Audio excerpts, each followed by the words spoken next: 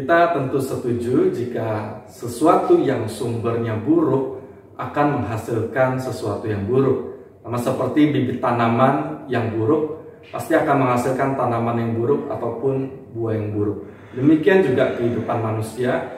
Jika sumber perilaku manusia itu buruk, yaitu hati dan pikiran, maka akan menghasilkan perbuatan yang buruk juga. Lalu bagaimana kita dapat mengatasi hal ini? Mari kita merenungkan dari firman Tuhan di Kejadian 6 ayat 1 sampai 8. Saya akan membacakan dari ayat 5 sampai ke 8. Dikatakan, ketika dilihat Tuhan bahwa kejahatan manusia besar di bumi dan bahwa segala kecenderungan hatinya selalu membuahkan kejahatan semata-mata, maka menyesallah Tuhan bahwa ia telah menjadikan manusia di bumi dan hal itu memilukan hatinya.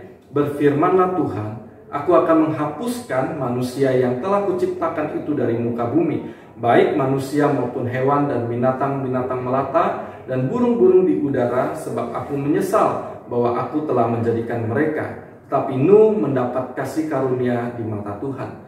Nah, saudara-saudara, teks firman Tuhan yang kita bacakan tentu merupakan bagian yang cukup sulit, terutama di ayat pertama sampai ayat yang keempat, di mana melalui beberapa penjelasan akan membantu kita mengerti akan teks ini. Pertama, istilah anak-anak Allah bukanlah malaikat. Ada beberapa alasan yang kuat mengapa istilah anak-anak Allah bukanlah malaikat. Yang pertama, di mana malaikat tidak pernah disebutkan anak Allah dalam 5 kitab Musa.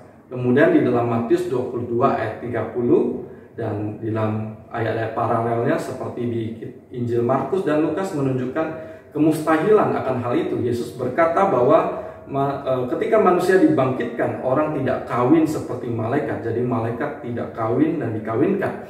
Seandainya hubungan seks tersebut terjadi, pasti Allah juga akan mengintervensi, campur tangan, karena urusan itu akan merusak keadaan alamiah yang benar dan bukannya menunda hukuman selama 120 tahun. Dan konteks yang kita bicarakan bahwa orang-orang pada saat itu telah menjadi rusak dan bukan membicarakan malaikat-malaikat. Nah, jadi penafsiran yang lebih cocok, lebih sesuai dengan konteks adalah anak-anak Allah ini menunjuk kepada orang-orang percaya dari keturunan Set, dan anak-anak perempuan manusia merujuk kepada keturunan Kain yang digolongkan sebagai orang-orang yang tidak percaya. Nah, kemudian kata-kata orang raksasa merupakan terjemahan dari kata Nephilim yang diterjemahkan sebagai orang-orang yang bertubuh tinggi besar. Namun ada penafsiran lain yang yang lebih cocok kepada konteks, yaitu kata Nephilim ini berasal dari kata napal yang berarti jatuh atau menyerang. Jadi bisa dikatakan Nephilim dapat berarti orang-orang yang jatuh atau penyerang, perampok ataupun penjahat. Jadi penafsiran ini lebih cocok dengan konteks di mana kata nafal itu berarti jatuh dan mengarah kepada kejatuhan orang-orang di dalam dosa. Nah, sedangkan orang-orang perkasa adalah orang-orang yang kuat, orang-orang yang memiliki kekuatan fisik untuk berkelahi, dan orang-orang kenamaan juga menunjuk kepada orang-orang yang terkenal karena kejahatan mereka. Jadi arti dari ayat keempat dari seluruh ini dapat diterjemahkan, pada waktu itu sudah ada penjahat-penjahat di bumi, bahkan sesudahnya lalu orang-orang percaya yang disebut anak-anak Allah menghampiri dan mengawini orang tidak percaya yang disebut anak-anak perempuan. Lalu lahirlah orang-orang yang sejenis dengan penjahat. Mereka adalah orang-orang yang jahat, yang kuat secara fisik dan terkenal. Jadi perkawinan campur ini menyebabkan orang-orang berdosa dan penjahat semakin banyak di muka bumi. Sehingga Tuhan melihat ini suatu kejahatan di manusia itu begitu besar, semakin besar di muka bumi. Bahkan dikatakan hati mereka cenderung membuahkan kejahatan.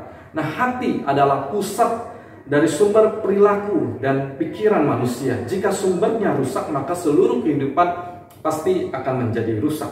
Yesus berkata di dalam Markus 7 ayat 21 sampai 23, sebab dari hati orang timbul segala pikiran jahat, percabulan, pencurian, pembunuhan, perzinahan, keserakahan, kejahatan, kelicikan, hawa nafsu, iri hati, hujat, kesombongan, kebebalan. Semua hal-hal jahat itu timbul dari dalam dan menajiskan orang itu. Dalam keadaan itu, di ayat 6 dan 7 dikatakan bahwa Allah menyesal telah menciptakan manusia dan ciptaan lainnya dan akan menghapus mereka dari muka bumi. Nah, kata Allah menyesal adalah kata dari bahasa anthropomorphis, yang dimana bahasa yang menggambarkan Allah seolah-olah ia adalah manusia. Dimana contoh ketika Alkitab mengatakan tangan Tuhan tidak kurang panjang, itu tidak boleh diartikan bahwa Allah memiliki tangan. Dan demikian juga ketika Alkitab mengatakan Allah menyesal, bukan berarti Allah berbuat kesalahan atau tidak maha tahu sehingga Allah menyesal. Nah, Allah tidak mungkin bisa menyesal. Tetapi ketika kitab suci menjelaskan Allah menyesal, hal itu menunjukkan bahwa hal itu tidak menyenangkan Allah karena dosa. Puji Tuhan, firman Tuhan tidak berhenti pada ayat ke-7 saja, tetapi di ayat 8, di situ kita melihat kasih karunia Allah di tengah-tengah murka Allah, yang dimana Allah akan menghapus umat manusia dan ciptaan lainnya karena dosa. Tetapi Allah memberikan kasih karunia-Nya kepada Nuh dan keluarganya, sehingga mereka dapat selamat dan meneruskan kehidupan di muka bumi. Kabar baik bagi kita semua, kita adalah orang-orang yang mendapatkan kasih karunia dari Tuhan. Bukan karena perbuatan baik kita, bukan karena pekerjaan kita, seperti yang dikatakan di dalam Efesus 2 ayat 8-9. Kita adalah manusia berdosa yang seharusnya mendapatkan penghukuman dan binasa. Tetapi puji Tuhan, karena pengorbanan Yesus Kristus di dalam kehidupan kita, sehingga kita yang percaya mendapatkan pengampunan dan hidup yang kekal. Kiranya melalui perenungan ini kita yang mendapatkan kasih karunia Allah senantiasa bersyukur dan memuji Tuhan, serta mau hidup bagi Tuhan baik melalui pelayanan kita dan kehidupan kita sehari-hari. Tuhan Yesus memberkati.